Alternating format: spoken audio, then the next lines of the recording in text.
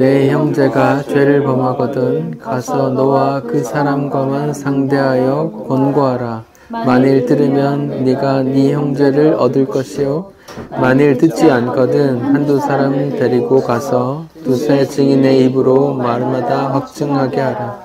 만일 그들의 말도 듣지 않거든 교회의 말하고 교회의 말도 듣지 않거든 이방인과 세리와 같이 여기라. 진실로 너희에게 이르노니 무엇이든 너희가 땅에서 매면 하늘에서도 매일 것이요 무엇이든지 땅에서 풀면 하늘에서도 풀리리라. 진실로 다시 너희에게 이르노니 너희 중에 두 사람이 땅에서 합심하여 무엇이든지 구하면 하늘에 계신 내 아버지께서 그들을 위하여 이루게 하시리라. 두세 사람이 내 이름으로 모인 곳에는 나도 그들 중에 있느니라. 아멘. 네, 교회 기도하는 자들 5번째 시간입니다. 우린 계속해서 기도에 관한 말씀을 나누고 있습니다. 특히 오해되고 있는 무엇이든지 구하면 얻을 것이다 라는 구절들을 중심으로 성경에서 말하는 기도가 무엇이고 그런 기도는 어떤 자들이 드리는 건지 살펴보고 있어요. 성경이 말하는 기도는 오직 예수를 믿고 성령 받은 자들이 성령의 인도하심을 따라 내 욕심이 아니라 내 뜻이 아니라 하나님의 뜻이 이루어지길 기도하는 것이고 그런 기도는 하나님의 뜻이기에 반드시 이루어질 거라고 말씀하고 있는 겁니다. 오늘은 마태복음 18장 19절 중심으로 말씀을 볼 텐데요. 19절에 보면 또 사람들 눈에 솔깃한 구절이 있죠. 너희 중에 두 사람이 땅에서 합심하여 무엇이든지 구하면 하늘에 계신 내 아버지께서 그들을 위하여 이루게 하시리라. 이게 좀 짱인 것 같아요. 두세 사람 이상 합심하여 기도하면 뭐든지 기도하면 다 이루어질 거야. 이렇게 들리잖아요. 그렇죠? 근데 그런 의미가 있는지 어떤 의미인지 한번 생각하면서 한번 들어보세요. 먼저 본문에 보면 15절부터 이제 이렇게 죄 범한 형제에 대해서 공동체 안에서 죄를 범한 형제에 대해서 어떻게 하라는 그런 권고가 나옵니다. 먼저 내가 그 사실을 알면 조용히 아무도 모르게 1대1로 가서 권고하고 말을 들으면 거기서 끝. 그 말을 안 들어. 그러면 한두 명 더 데리고 가서 권고하고 그것도 안 들어. 그러면 교회에 말하고 교회 전체적으로 이야기를 해서 그것도 안 들으면 이방인과 세리같이 그냥 하나님 모르는 사람처럼 대해라. 이런 구절이거든요. 이런 구절을 이제 깔아놓고 18절에 좀 어마어마한 말씀 좀 하세요. 18절에 같이 한번 읽어볼까요? 18절. 네, 읽어봅시다. 시작. 진실로 너희에게 이르노니 무엇이든지 너희가 땅에서 매면 하늘에서도 매일 것이요 무엇이든지 땅에서 풀면 하늘에서도 풀리리라. 이 말씀 구절을 보면 왜 저는 영화 며칠 전에 2가 개봉한 아바타가 생각이 나더라고요.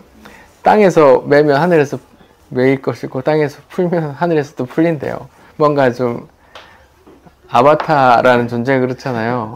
내가 여기서 있고 조정 가면 저기 저 하늘나라에서 이렇게 막 뛰어다니고 하는 거잖아요. 그런 느낌이 드는데 이게 굉장한 말씀이거든요.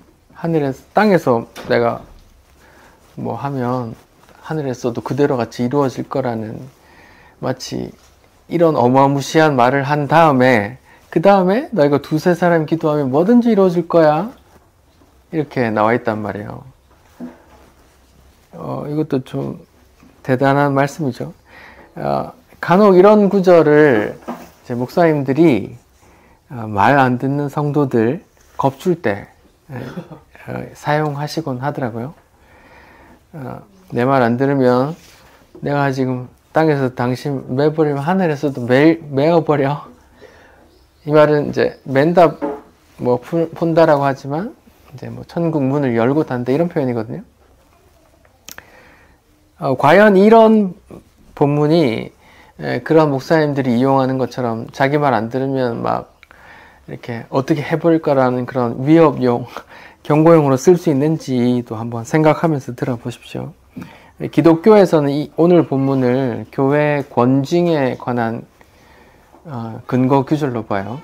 교회 권징이라고 하면 이제 뭐 잘못한 분들이 있으면 이제 이렇게 이런 절차를 거쳐서 교회에서 해결하시고, 이게 해결이 안 되면 이렇게 이방인처럼 세리처럼 뭐 권징이라는 게 이런 게 있거든요. 뭐 몇 개월 예배 참석 금지, 뭐 뭐 성찬 참석 금지, 뭐 이런 거, 또 이런 게 뭐 임직, 직분, 이런 정직 이런 걸 하고, 그 다음에 뭐 또 출교 처분도 하고 막 그런단 말이죠. 예, 뭐 저도 그렇게 동의합니다. 이 구절은 어떤 공동체 안에 어떤 죄가 있는 형제를 향해서 아무에게도 말하지 말고 1대1로 갔고, 그 다음 2-3명 증인 데리고 가고, 그 다음 교회로 가서 그렇게 그런 절차를 밟아 형제로 하여금 그런 이제 듣고 따라올 수 있는 기회를 주고, 또 이렇게 이방인과 세리처럼 여기라고 하는 것조차도 이렇게 완전히 끊어내버리고 내친다는 게 아니라, 주님께서 긍휼한 마음을 갖고 보신 분들이 세리와 창기들이잖아요. 그래서 주님의 마음으로 그들을 위해서 기도하라 이런 의미거든요. 이제 그렇게 하라고 생각합니다. 이런 구절들과 비슷한 구절이 마태복음 16장에도 나오거든요. 마태복음 16장과 본인 18장 구절이 이제 교회에서 이제 징계하는 권징 근거 규정으로 보고 있고, 카톨릭에서는 교황권에 대한 근거 규정으로 봐요. 마태복음 16장 한번 봅시다. 마태복음 16장 13절부터 이제 이런 이야기가 나와요. 마태복음 16장 13절부터는 예수님께서 제자들에게 물어요. 사람들이 나를 누구라고 말하고 다니니? 제자들이 말합니다. 뭐 엘리야라고도 하고요, 예레미야라고도 하고요, 뭐 세례요한이라고도 하고요, 뭐 그렇게 말합니다. 그래? 그럼 제자들 너희들은 날 누구라고 생각하니? 이렇게 물었어요. 그랬더니 이제 유명한 답이 나오죠. 베드로란 제자가 주는 그리스도시요 살아계신 하나님의 아들입니다 이렇게 말했더니 이제 예수님께서 어마어마한 말씀을 하세요. 우리 함께 읽어봅시다. 마태복음 16장 18절 19절 읽어봅시다. 시작. 또 내가 내게 이르시되 너는 베드로라. 내가 이 반석 위에 내 교회를 세우리니 음부의 권세가 이기지 못하리라.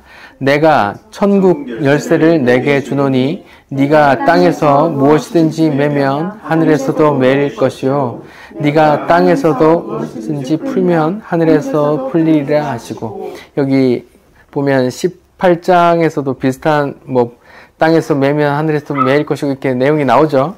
똑같은 구절들입니다. 그러니까 이 본문을 이제 카톨릭에서는 교황권의 근거라고 봐요. 베드로가 이런 신앙 고백을 했고 예수님께서 어이구 이 고백, 너는 반석이야. 내가 이 위에 교회를 세울 거야. 너에게 천국 열쇠를 줄게. 이러면서 이런 말 했다고요. 그래서 카톨릭 교회에서는 베드로가 1대 교황이고 교황에게 하늘의 문을 열고 닫는 그런 천국 열쇠가 있다고 그런 권위를 줘요. 교황에게. 근데 카톨릭에서는 그렇게 보고 기독교에서는 베드로가 아니야.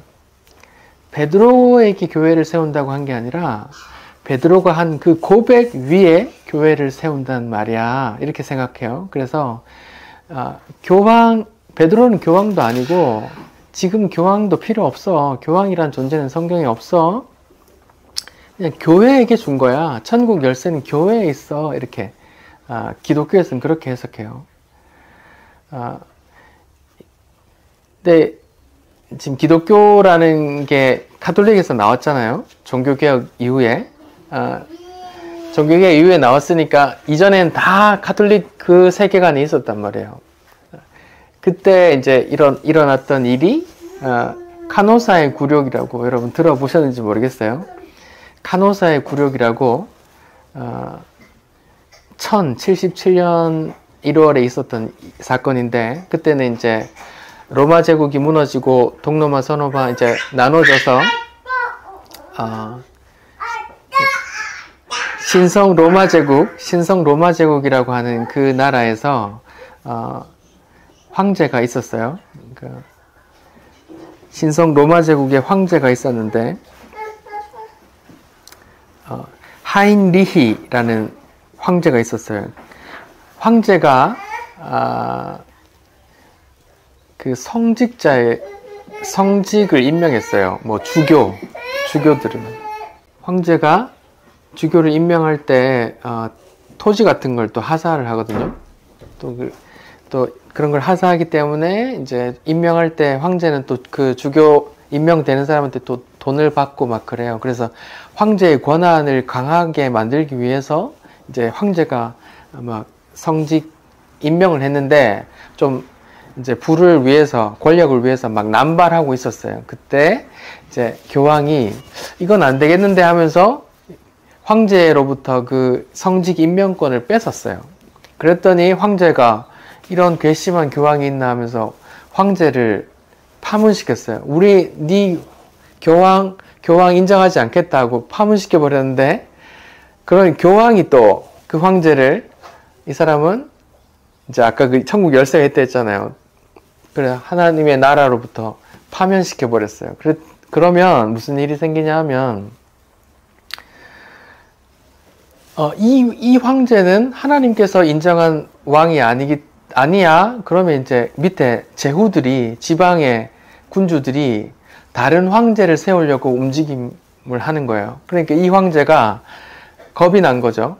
그래서 한겨울에 이탈리아 북부의 카노사라는 그 교황이 거주하는 그 성에 가서 3일 밤낮도록 무릎 꿇고 그 문 앞에서 빌었던 거예요. 용서해줘, 교황님 용서해줘, 내가 잘못했습니다 하고.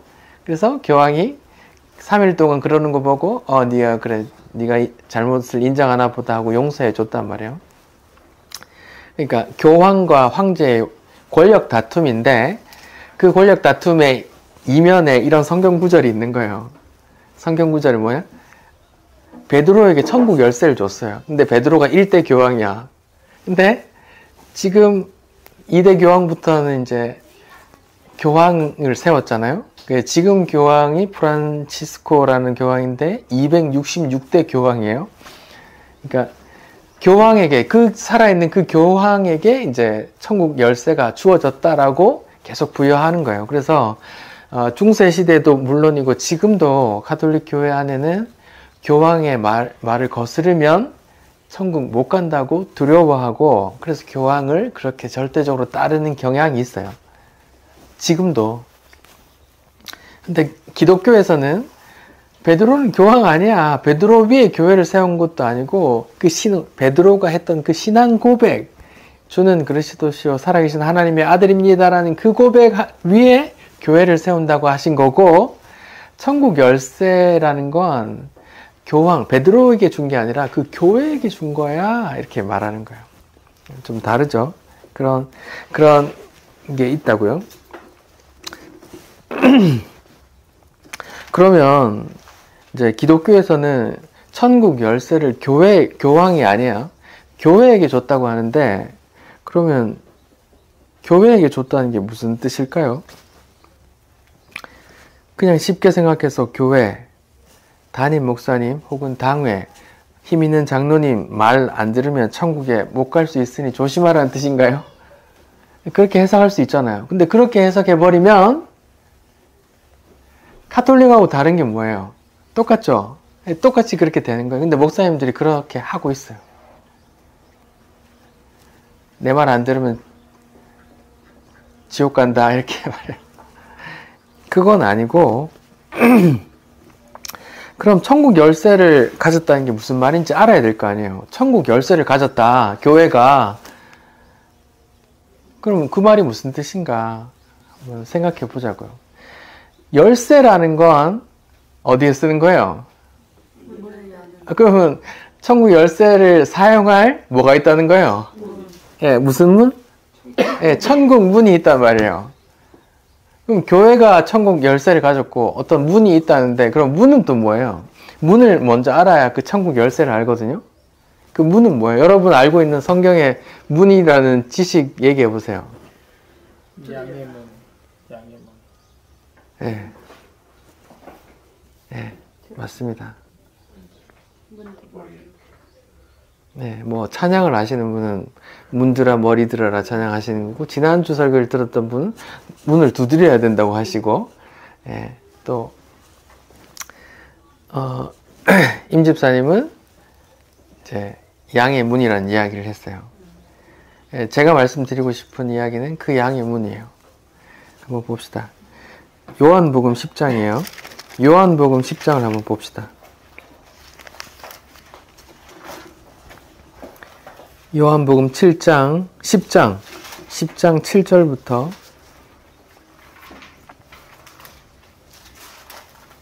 9절까지 한번 읽어볼까요? 요한복음 10장 7절부터 9절 같이 읽어봅시다. 시작. 그러므로 예수께서 다시 이르시되 내가 진실로 진실로 너희에게 말하노니 나는 양의 문이라. 나보다 먼저 온 자는 다 절도요 강도니 양들이 듣지 아니하였느니라. 내가 문이니 누구든지 나로 말미암아 들어가면 구원을 받고 또 들어가며 나오며 꼴을 얻으리라 이렇게 나오죠. 그러니까 10장 7절에 나는 양의 문이라고 하고 10장 9절에 내가 문이라고 말해요. 누구든지 나로 말미암아 들어가면 구원받고 나로 말미암아 들어가고 나올 때 꼴을 얻으리라, 유익을 얻으, 좋은 것을 얻으리라 이렇게 말하는 거예요. 자, 그럼 제가 질문을 던졌잖아요. 교회가 천국 열쇠를 가졌다는데 천국 열쇠는 어디에 사용하는 문이 있다는 말인데 문은 뭐라고요? 예수 그리스도란 말이에요. 문이 예수 그리스도인데 그러면 교회가 천국 열쇠를 가졌다는 게 무슨 말일까요? 좀 그 비유를 해석해 보세요. 교회가 천국 열쇠를 가졌어요. 근데 그 천국 열쇠를 사용할 문은 예수 그리스도예요. 그럼 교회가 천국 열쇠를 가졌다는 말은 무슨 말일까요? 교회가 그 문, 예수를 증거하고 소개하고 예수께로 인도한다는 말이거든요. 그럼 해석이 됩니까? 그럼 교회가 천국 문의 열쇠를 가진 거잖아요. 천국 문에 이룰 수 있는 열쇠. 그걸 또 교회에게 부여한 거예요. 베드로가 아니라, 교황이 아니라 교회에 있단 말이에요. 그러면 마태복음 18장에 그 교회 권징 근거 조항이라 그랬어요. 교회가 권징을 하려면 먼저 교회가 천국 열쇠를 가진 성경이 말하는 그 교회여야 돼요. 교회가 천국 열쇠를 가졌다는 말은 뭐라 그랬어요? 교회가 누구를 증거한다고요? 예수를 증거하는 그 본연의 정체성을 가지고 있어야 돼요. 그래야 성경이 말하는 그 교회의 권징도 할 수 있는 거예요. 근데 교회가 그 정체성, 그 천국 열쇠, 천국의 문 대신 예수를 증거하고 예수께 인도하는 그런 증거도 하지 않으면서 권징만 하면 뭐예요? 성경이 말하는 교회도 천국 열쇠도 가지는 게 아니란 말이에요. 교회는, 성경이 말하는 교회는 천국 열쇠를 가진 곳이에요. 천국 열쇠를 가졌다는 말은 천국의 문 대신 예수를 증거하고 예수께로 인도하는 그런 역할, 그런 정체성이 있어야 성경이 말하는 그 권징도 할 수 있다고요. 그 정체성은 없이 다 세상 복 이야기하고 세상 성공 이야기하면서 또 교회 성경이 말하는 그 권징도 행사하려고 하면 그건 성경이 말하는 것과 아무 상관없는 내 말 안 듣는 놈 다 쫓아낼 거야 하는 그런 권징밖에 안 된다고요.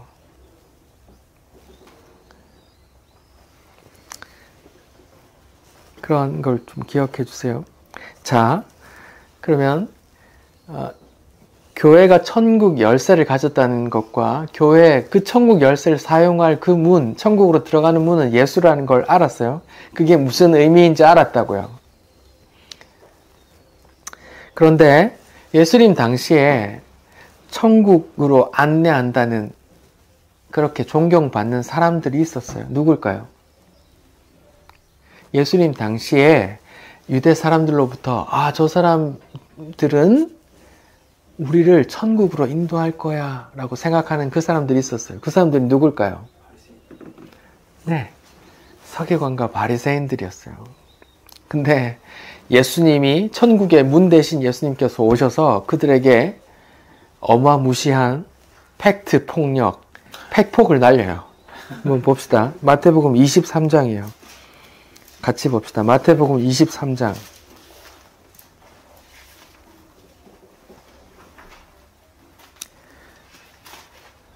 마태복음 23장 다 읽으면 좋은데 두 절만 읽어봅시다. 마태복음 23장 13절, 15절 두 구절만 봅시다. 같이 읽어봅시다. 시작. 화 있을진저 외식하는 서기관들과 바리새인들이여, 너희는 천국 문을 사람들 앞에서 닫고 너희도 들어가지 않고 들어가려 하는 자도 들어가지 못하게 하는도다. 화 있을진저 외식하는 서기관들과 바리새인들이여, 너희는 교인 한 사람을 얻기 위하여 바다와 육지를 두루 다니다가 생기면 너희보다 배나 더 지옥 자식이 되게 하는도다. 예수님께서 그 당시에 천국으로 인도하는 사람들이라고 존경받던 서기관과 바리새인들을 향해서 팩폭을 날리는데 뭐라고 해요? 너희는 천국 문을 닫아버리고 너희도 안 들어가고 사람들도 못 들어가게 해. 사람 천하를 다니다가 천국 들어가려고 하는 사람 생기면 너희보다 배나 더 지옥 자식을 만들어. 이렇게 말해요. 자, 여기 13절에 너희는 천국 문을 닫아버리고 너희도 안 가고 남도 못 들어가게 해. 이 말을 아까 이해했던 거하고 해석해 봅시다. 아까 천국 문이 누구라 했어요? 예수님. 그러면 이걸 해석해 보세요. 바리새인과 서기관들은 예수를 닫아버린다는 게 무슨 말이에요? 예수를 안 믿고 죽이려 하고 그렇게 닫아버리고, 그래서 뭘 해요? 자기들은 뭘 지켜요? 네, 율법을 지키잖아요. 율법 지키잖아요. 그래서 나는 이렇게 지키고 있어. 그래, 너희도 이렇게 지켜야 돼 하고 있는 거예요. 그러니까 예수라는 사람을 죽여버리고 다시 문을 닫고 자기도 안 가고 남도 못 가게 하는 거예요. 성경이 말하기를 율법으로 의인이 있어 없어요? 없죠. 그러니까 천국에 못 들어가는 거예요. 그러니까 자기도 못 들어가고 남도 못 들어가게 계속 율법을 강요하니까. 재밌죠? 저만 재밌나요? 네. 재미있는 사람 한 사람 있으면 보람을 느낄 겁니다. 네. 바리새인과 서기관들에게 예수님께 하셨던 말씀, 너희는 천국 문을 닫고 천국 문 대신 예수를 죽이려 하고 너희도 천국 못 가고 너희도 율법을 붙들고 있고 다른 사람들도 율법 지키라고 하니까 딴 사람도 못 가게 하는 거야, 이렇게 말하는 거예요. 네.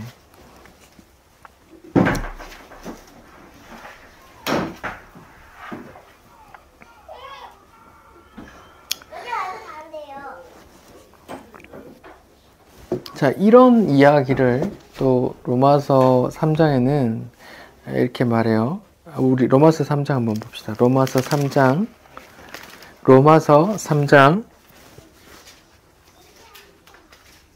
19절 20절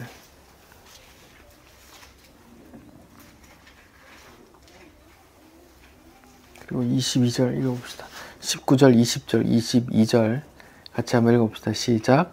우리가 알거니와 무릇 율법이 말하는 바는 율법 아래에 있는 자들에게 말하는 것이니 이는 모든 입을 막고 온 세상으로 하나님 심판 아래에 있게 하려 함이라. 그러므로 율법의 행위로는 그 앞에 의롭다 하심을 얻을 육체가 없나니 율법으로는 죄를 깨달음이라. 22절 곧 예수 그리스도를 믿음으로 말미암아 모든 믿는 자에게 미치는 하나님의 의인이 차별이 없느니라. 율법으로 의롭다 하심을 받는 육체가 있다 했어요? 없다 했어요? 없고, 그럼 율법은 뭐예요? 율법으로는 뭐 한다고요? 뭘 깨닫? 죄를 깨닫는다는 거예요. 내가 죄인이구나 라고 깨닫는단 말이에요. 그런 상황에서 하나님께서 준비한 다른 의, 다른 문이라고 말할 수 있어요. 오늘 이야기로 따지면 다른 문을 준비하셨어요. 그 문이 누구라고요? 예수란 말이에요. 예수죠. 예. 자, 그럼 다시 마태복음 18장의 오늘 본문으로 돌아와서 그러면 자, 제가 이때까지 교회가 천국 열쇠를 가졌고 그 천국 열쇠를 사용하는 그 천국 문은 예수라는 말씀을 드렸어요. 자, 그러면 이런 지식을 바탕으로 해서 그러면 땅에서 매면 너희가 교회예요. 교회가 땅에서 매면 하늘에서도 매이고 땅에서 풀면 하늘에서도 풀린다는 걸 한번 해석해 보세요.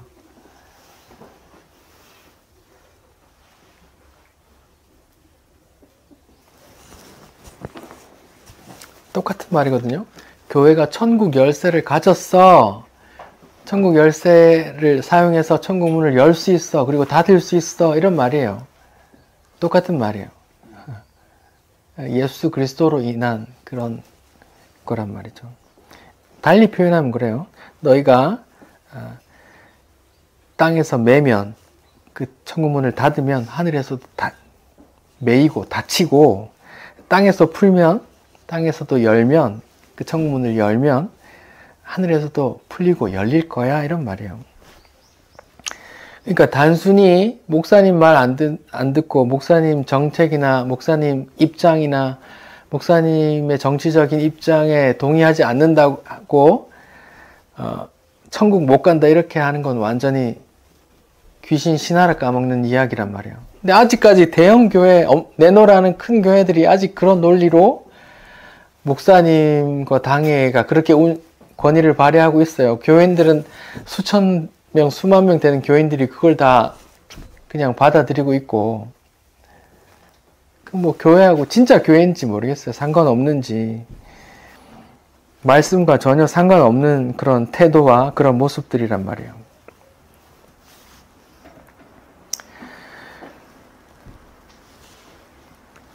자, 그럼 오늘 본문에서 그러면 교회 권징, 죄가 있으면 먼저 한 사람 가고 그 다음 두세 사람 가고 그 다음 교회에게 교회가 풀면 하늘에서도 풀릴 거고 땅에서도 매이면 또 하늘도 매일 거야 까지 얘기를 했어요. 그러면 제일 중요한 이야기, 그러면 너희 중에 땅에서 두세 사람이 합심하여 무엇이든지 구하면 하늘에 계신 내 아버지께서 그들을 위하여 이루게 하시리라. 이걸 한번 봅시다. 이 말씀을 이 문자 그대로 받으면 두세 사람이 기도하는 거 뭐든지 받으면 이 세상에 어려운 문제가 있어요, 없어요? 네. 저도 이게 맞으면 좋겠어요. 저도 내 사랑하는 사람들이 아플 때 이렇게 손잡고 기도하고 다 풀어졌으면 좋겠어요. 내 사랑하는 친구가 어떤 가정에 문제가 있을 때 우리 기도했을 때 다 풀어졌으면 좋겠어요. 근데 그런 게 아니잖아요. 그럼 그런 게 아니라고, 그런 게 아니구나 하고 깨달아야 되는 거잖아요. 그럼 그 뜻이 뭔데? 라고 지금 고민해 보는 거죠.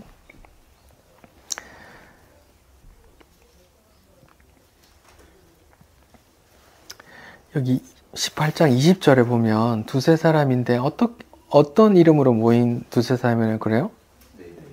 예, 우리 주의 이름으로 무엇이든지 구하면 뭐든지 얻으리라 하는 구절 우리가 공부했죠. 예, 주의 이름으로 고인다는 건 내 이름이 아니고 주의 이름으로 또 주의 영으로 주의 이름으로 보내신 주의 영 성령의 임재 아래 성령의 다스림 아래 기도하면 그 기도는 하나님의 뜻에 합당한 기도이기 때문에 뭐든지 이루어진다 이런 이야기를 했잖아요.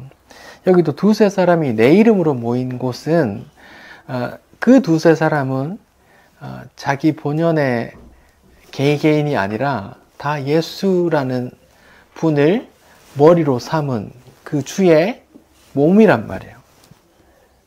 그럼 그 주의 몸은 그 머리 대신 그 예수를 따라 순종하는 거죠. 그 예수가, 그 머리가 구하는 걸 또 구한다고요. 예수가 어떤 걸 구했어요? 하나님의 뜻. 네, 하나님의 뜻. 아버지의 뜻. 아버지여, 아버지께서 원하시면 이 잔을 내게서 지나가게 하옵소서. 하지만 내 뜻대로 마옵시고 아버지의 뜻대로 하옵소서라고 기도했잖아요. 내 뜻 아니라 아버지의 뜻을 구했단 말이에요. 그러면 이 본문도 마찬가지죠. 내 이름으로 모인 두세 사람은 그들의 개개인의 욕망이나 사적인 그런 관심사항이나 이런 걸 구한다는 이야기가 아니에요. 그건 내 이름으로 모여서 구하는 게 아니에요. 내 이름으로 모여서 구하는 건 주님을 주인으로 삼고 그 주인에게 순종하여 그것도 주인의 영을 받아 그 주인의 영의 이끌림에 따라 기도하는 거예요. 근데 그 주인은 무엇을 기도해요? 하나님의 뜻을 기도했단 말이에요. 본인이 그렇게 기도하셨고 또 제자들에게 너희는 이렇게 기도해 하면서 하늘에 계신 우리 아버지의 이름이 그렇게 여김을 받으시오며 아버지의 뜻이 하늘에서 이루어진 것 같이 땅에서도 이루어지게 하옵소서 하고 아버지의 뜻을 구했단 말이에요. 주기도문에 그런 게 있나요? 너의 뜻을 구해. 고시 합격하고 싶지? 너의 뜻을 구해. 그럼 반드시 이루어질 거 그런 내용 없잖아요.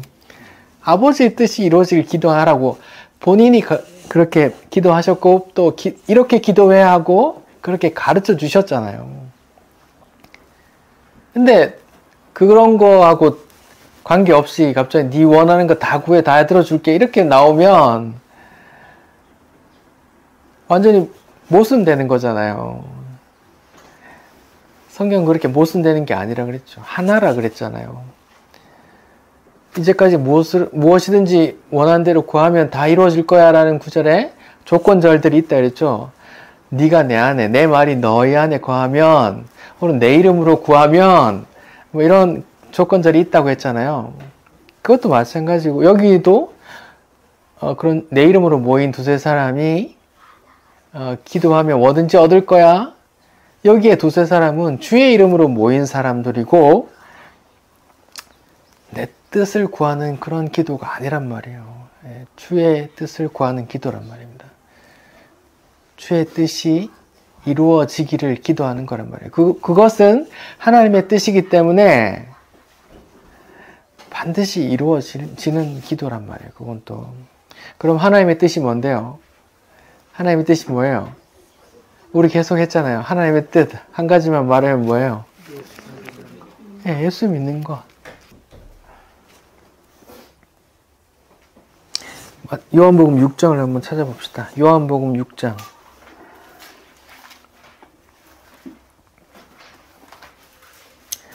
요한복음 6장.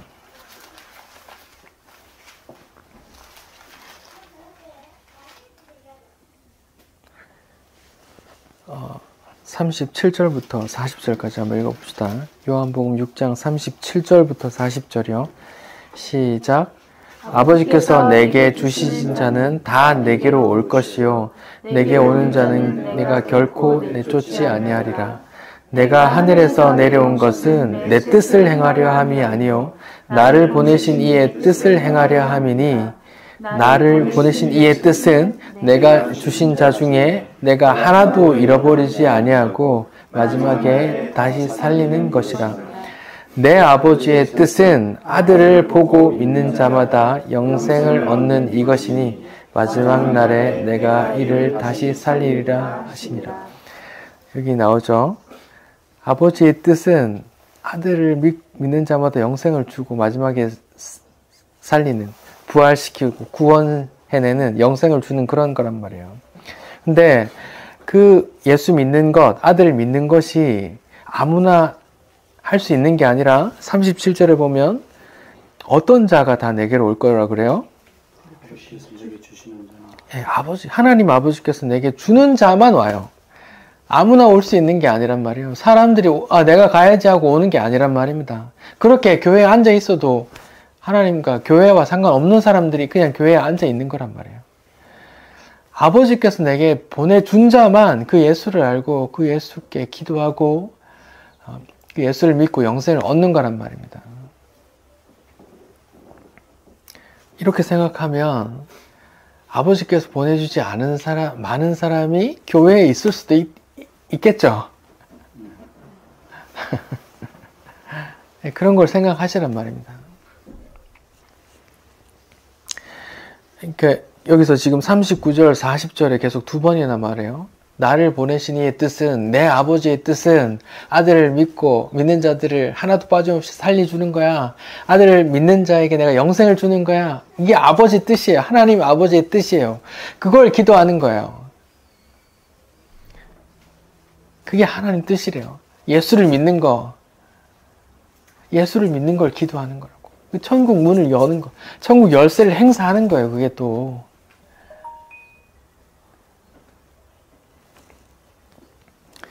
또 마태복음 18장에 앞에 형제 중에 범죄한 자에게 이렇게 권고하라고 하면서 이런 얘기를 하잖아요.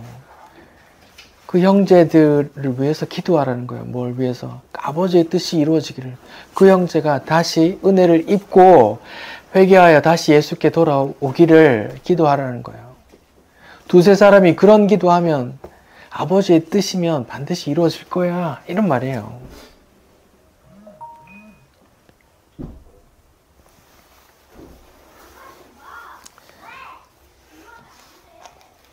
아버지, 형제가 범죄하거든 이렇게 기도해, 이렇게 해, 두세 사람 가고 교회 계속 가고 이렇게 해, 이런 말 하면서 그 다음에 기도하잖아요. 두세 사람이 기도하면 다 이루어질 거야. 그런 자들 위해서 기도하라는 거예요. 그런 자들 위해서 뭘 기도하는데? 아버지의 뜻이 이루어지기를 기도하는데, 아버지의 뜻이 뭐예요? 아들을 믿는 자마다 영생을 얻게 하는 거란 말이에요. 그들이 예수를 믿고 다시 회개하고 예수께 나오길 기도하는 거란 말이에요. 그게 아버지 뜻이면 반드시 이루어질 거란 말입니다.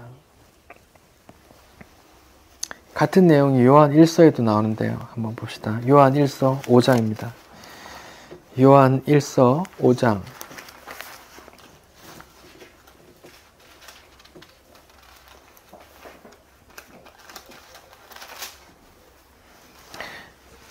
요한 1서 5장 13절부터요. 요한 1서의 마지막 부분이에요. 13절부터 읽어봅시다. 시작. 내가 하나님의 아들의 이름을 믿는 너희에게 이것을 쓰는 것은 너희로 하여금 아들에게 영생이 있음을 알게 하는 것. 그를 향하여 우리가 가진 바 담대함이 이것이 그의 뜻대로 구하면 그의 뜻대로 구하면 들을 거야. 뭐 나오죠. 자, 시작. 우리가 무엇이든지 구하는 바를 들으신 줄 안즉 우리가 그에게 구한 그것을 또한 얻은 줄로 아니. 그의 뜻을 구하면 당연히 얻는 거예요. 하나님의 뜻을 구하면. 16절. 누구든지 형제가 사망에 이르지 아니하는 죄를 범하는 걸 보거든 구하라. 그리하면 사망에 이르지 아니하는 범죄자들을 위하여 그에게 생명을 주시리라. 사망에 이르는 죄가 있으니 이에 관하여는 나는 구하라 하지 않는. 이게 이 말이 좀 어렵죠. 죄에겐 두 가지 종류가 있다고 요한 1서에서 말해요. 무슨 죄와 무슨 죄요? 사망에 이르는 죄와 사망에. 예, 사망에 이르는 죄와 사망에 이르지 않는 죄. 사망에 이르는 죄가 있는데 그런 자들이 있으면 내가 그들 위해서 기도하라고 말 안 할게. 그 자들은 하나님 뜻이 아니거든요. 근데 사망에 이르지 않는 죄가 있는데 그들을 위해서 기도해 이렇게 하는 거예요. 사망에 이르는 죄가 뭘까요? 예, 맞아요.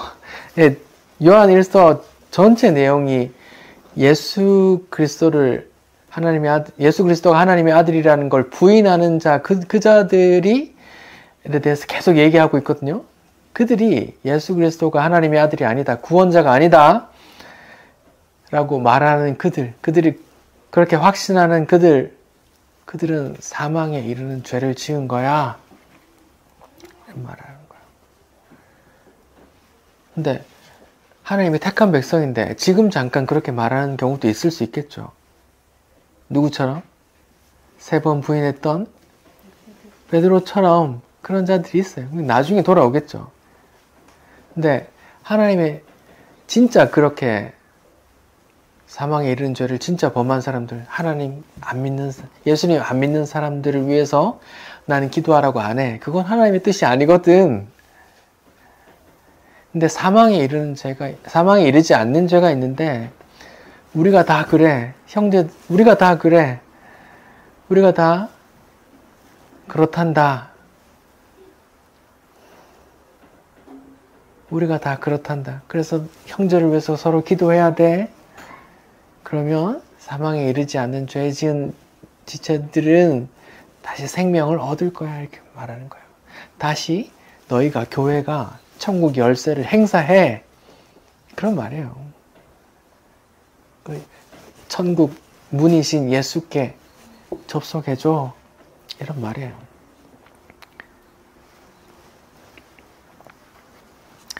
계속 읽어봅시다. 요한 1서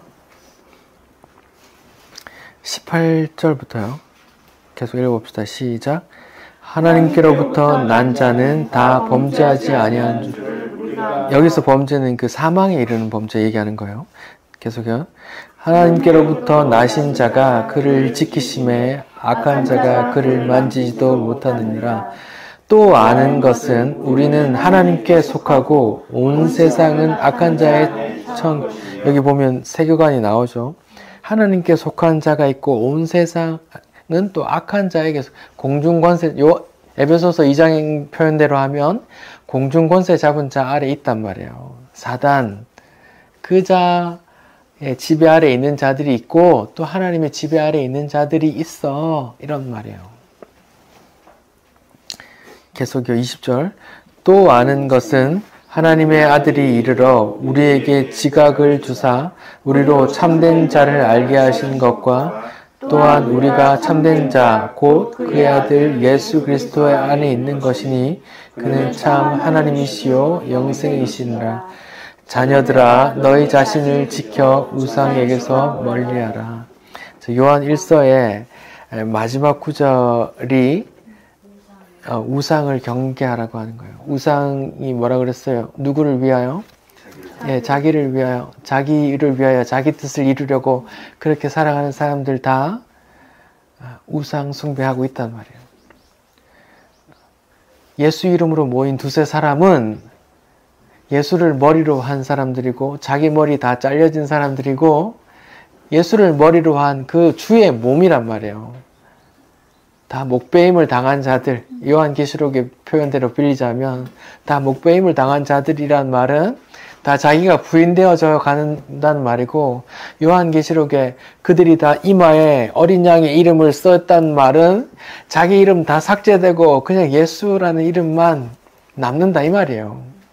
내 영광, 내가 세상에서 뭐 했습니다. 제가 주의 이름으로 이것도 했습니다. 그런 사람 천국에 없다 이 말이에요. 다 주의 이름으로 했습니다. 당신이 했습니다. 이런 고백들 하는 사람들, 그런 사람들을 다 그 이마에 어린 양의 이름을 썼네 이런 말 하는 거예요.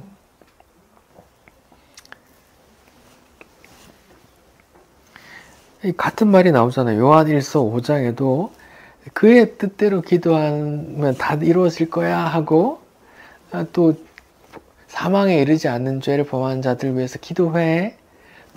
형제 중에 죄를 범한 자가 있으면 혼자 가서 권고하고 두 명 가고 교회에서 권고해. 그리고 두세 사람 합심해 기도해. 사망에 이르지 않는 죄를 지은 자가 있으면 같이 기도해. 이런 말 다 똑같은 말이잖아요. 그들 위해서 기도하라는 건 그들이 다시 예수 믿는 그 하나님의 뜻대로 기도하는 거예요. 그 모진 상황 가운데서, 어려운 상황 가운데서 믿음 잃지 않고 계속 믿음 붙들고 나아가라고 기도하라는 말이에요. 세상에 좋은 일, 자랑 삼아 성공할 일이 있을 때 마음이 교만해져서 하나님 멀리하지 않도록 기도해 주시고, 세상에서 세상 풍파 겪으며 모진 일 겪을 때 그 모진 일로 하여금 예수 놓아버리고 자기 멋대로 살아가지 않게 그들을 위해서 기도하란 말입니다. 그게 주의 뜻으로, 하나님의 뜻대로 기도하는 거라니까요. 예수 붙들고 끝까지 천국 가는 거, 그게 하나님의 뜻이라니까요. 그런 기도 하라는 말입니다. 우리는 다 그런 기도 해야 된다고요. 우리 지체들 위해서 그런 기도 해야 된다고요. 한세를 위해서 기도하고, 민세를 위해서 기도하고, 주인이 주은이 범위를 위해서 기도하고, 봄이 입장에서는 엄마가 머리를 이렇게 잘라놨어. 세상 풍파잖아요. 그때 믿음 잃지 않도록 기도해야 되는 거야. 너무 만족해요. 기도해야 된다고요. 우리 지체 가운데 갑자기 몇 천만 원 쓸 일이 생겼을 때 그런 일로 하여금 믿음 잃지 않도록 우리 기도해야 한다고요. 우리가 기도하기 전에 또 누가 기도해요? 성령께서 말할 수 없는 탄식으로 기도하시고, 또 예수께서 하늘 우편에서 기도하고 계신단 말이에요. 그렇게 기도하시는 대로 주의 이름으로 모인 두세 사람은 똑같이 그런 기도 한단 말이에요. 그건 또 하나님의 뜻이기에 반드시 이루어진다 이 말이에요. 두세 사람 모이면 원하는 거 다 이루어져? 그러면 안 이루어질 게 어디 있어요. 세상에 안타까운 일이 어디 있어요. 두 사람 손잡고 기도만 하면 되는데, 지금 이자가 올라서 지금 괴로워하는 사람 얼마나 많은데, 손잡고 기도하면 이자가 다시 뚝 떨어지고 해야 되잖아요.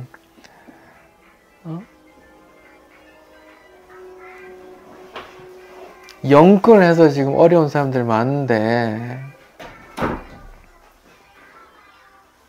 요즘 뭐 영혼까지 끌어서 대출했다는 말을 넘어서 다음 생에까지 돈을 다 끌었었다. 다음 생 끌 이러면서 이렇게 하더라고. 그렇게 해서 지금 이자가 올라가서 지금 그렇게 투자했다가 이자가 올라가서 지금 경매물이 쏟아진다는데, 그런 사람, 내가 사랑한 사람이 그런 일이 겪으면 두세 사람 기도하면 이자 갑자기 세계 이자가 갑자기 연준해서 갑자기 다운시키면 그런 일이 일어나야 되잖아요. 한국 경제 갑자기 살아나야 되잖아요. 내 사랑한 사람이 갑자기 이태원 지나가다가 죽었어. 두 사람 기도하면 다시 살아나고 말이죠. 우크라이나 전쟁 나는데 말이죠. 두 사람 같이 기도하면 갑자기 우크라이나 대통령, 러시아 대통령 갑자기 악수하고 말이죠. 이런 일이 일어나야 되잖아요. 통일은 왜 이렇게 안 돼요? 그냥 두세 사람 기도하면 되는데 왜 50년 계속 통일이 안 돼요? 그런 거 아니란 말입니다. 성경 전체를 보니까 두세 사람으로, 주의 이름으로 모인 두세 사람은 주를 머리로 한 주의 몸이고 그 뜻대로 구하는 자들이란 말이에요. 그 뜻이 뭔데요? 예수 믿고 영생 얻는 거라니까요. 죽을 때까지 세상 풍파 가운데서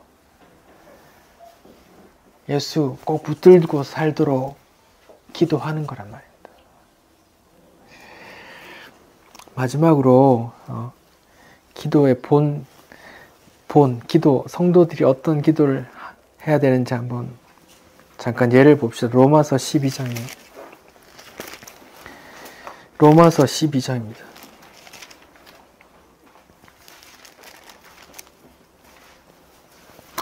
14절부터 한번 읽어볼게요. 로마서 12장 14절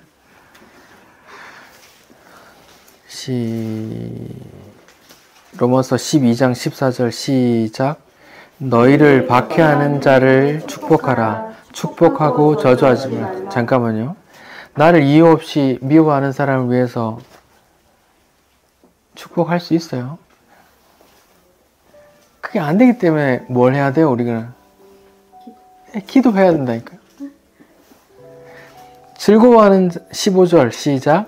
즐거워하는 자들과 함께 즐거워하고 우는 자들과 함께 울라. 이게 돼요. 즐거워하는 자들과 함께 즐거워. 사촌이 땅 사면 배가 아프다는 말이 있잖아요. 똑같이 예배드리고 똑같이 새벽기도 내가 좀 더 잘 나온 것 같은데, 헌금 내가 좀 더 나온 것 같은데 왜 저놈아 집 자식은 잘 돼? 하고 배 아파한단 말이에요. 다른 사람 성도가 잘 안 됐어. 함께 울어줘야 되는데 그보다 무슨 생각이 들어요? 저 인간 저거 나한테 이래 대하면 잘 됐다. 고소하다. 이런 마음이 든단 말이에요. 그래서 즐거워하는 자들과 함께 즐거워하고 우는 자들과 함께 울기 위해서 기도하란 말이에요. 19절에 시작. 내 사랑하는 자들아 너희가 친히 원수를 갚지 말고 하나님의 진노하심에 맡기라. 기록하였을 때 원수 갚는 일이 내게 있으니 내가 갚으리라. 주께서 말씀하시니 내가 큰 일을 당했어요. 내 사랑하는 사람을 죽인 살인범을 법정에서 보면 무슨 생각이 들겠어요? 당장 쫓아가서 멱살을 잡고 흔들거나 그도 죽여버리고 싶잖아요. 우리 인간의 마음이 그렇다니까요. 근데 그러지 말라는 거예요. 그게 돼요? 그게 안 되니까 기도하는 거예요. 하나님, 지금 당장 제 손으로 저 인간 죽여버리고 싶은데 주여 이 마음 삭혀주시고 주께서 심판해 주십시오 하고 기도하는 마음 주옵소서. 기도해야 된다고요. 21절 악에게 지지 말고 선으로 악을 이기라. 악한 놈에게 선으로 이길 수 있어요? 바보 등신입니까? 내가 계속 그러고 있게? 그게 안 된단 말이에요. 그래서 기도하라는 말이에요. 지금 로마서 12장에 나온 말들 얼마나 어려워요. 인간으로서 어떻게 할 수 있어요. 그래서 기도해야 되는 거라고요. 그래서 내가 그렇게 하도록 또는 또 형제 집체들이 또 그렇게 나아가도록 기도해야 되는 거란 말이에요. 교회 기도하는 자들 말씀 들으면서 그럼 기도는 뭐 우리는 기도 뭐 해야 되노 하는 사람들 많이 있던데 이런 기도 하시란 말입니다. 사랑은 오래 참는데 하나님 저는 오래 참지 못합니다.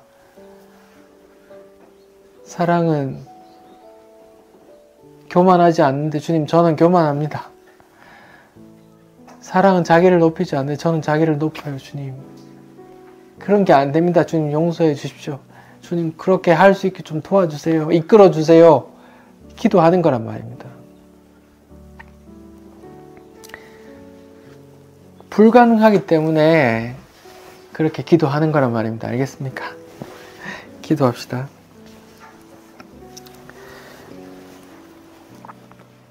주님, 두세 사람이 모여서 무엇이든지 구하면 다 이루어 주신다는 말씀 나눴습니다.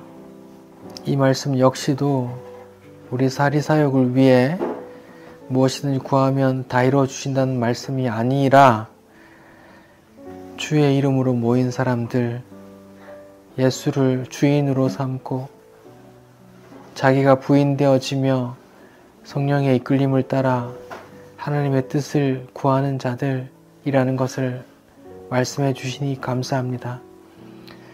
주님, 우리가 주의 이름으로 모인 두세 사람으로서 하나님의 뜻을 두고 성경 말씀을 붙들고 불가능한 성경 말씀들을 붙들고 기도할 수 있게 해주십시오. 우리가 교회로서 지체를 위해서 기도하고 교회로서 천국 열쇠를 사용할 수 있는 자들로 이끌어 주옵소서. 예수 그리스도 이름으로 기도드립니다.